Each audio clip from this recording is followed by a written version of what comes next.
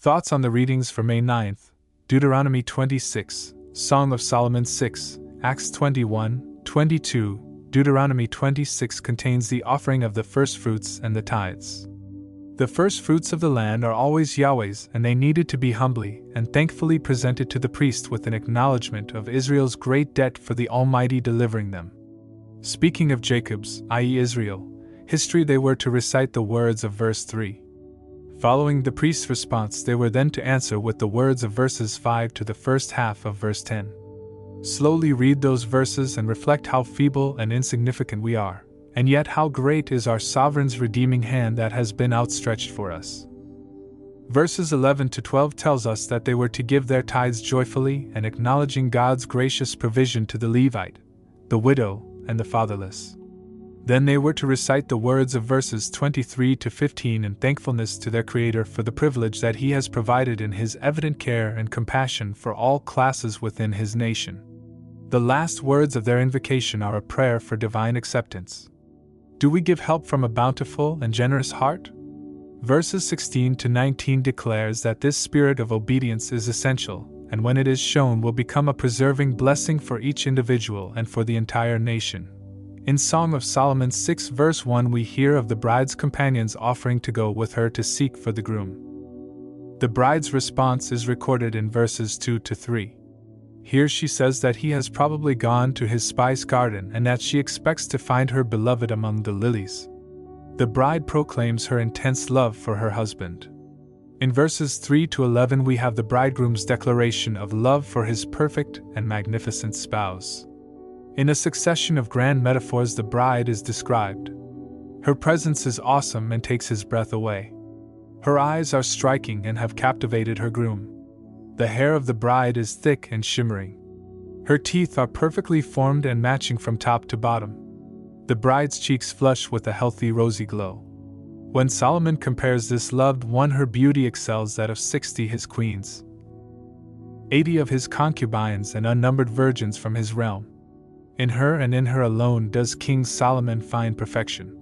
The groom's metaphors conclude in verse 4 in the same way that they commenced. His bride is in every way formidable and a worthy companion of her king. Verses 11 to 12 tell of the bride's response. She sees herself with her incomparable husband transported into a location of many great delights to her senses. She sees herself in Solomon's chariot, and her powerful prince the master of every situation. In verse 13 the companions of the bride ask her to come back to them as they are missing her peaceful and calming presence. The song concludes with the groom's endorsement of the pacific qualities of the bride and find those qualities a match with his, i.e. Solomon's, own character. Acts 21 records Paul's journey to Jerusalem. The apostle comforts and encourages many groups of disciples as he heads to Jerusalem. An old prophet, named Agabus, attempts to persuade Paul to go no further. Paul will not, like his Lord, be dissuaded from going.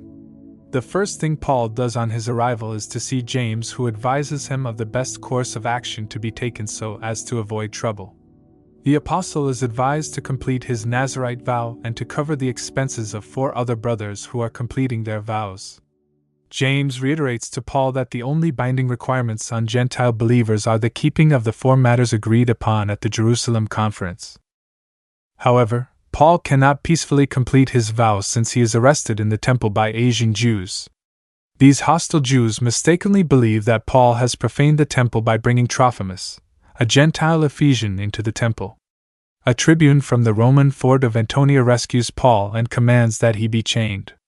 The crowd clamors for the apostle's blood, just as they had for his Lord some 3.5 decades earlier. In the barracks Paul speaks with the tribune, dismissing many of the fanciful thoughts as to who Paul might be. Paul asks for permission to address the crowd from the steps of the fort, and his speech is recorded in chapter 22. Paul gives his defense in Hebrew, and initially the crowd pays close attention. The aged apostle describes his own education in the Pharisaic tradition under Gamaliel, and his zeal for the law. After this he tells of his experiences on the Damascus road, his conversion to a believer in the Lord Jesus Christ.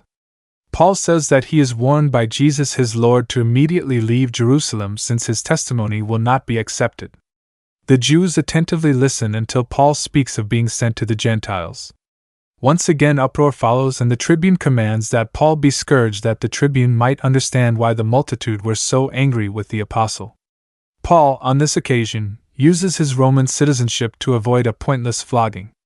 The chapter concludes with the tribune intending to have Paul examined by the Jewish Sanhedrin on the next day.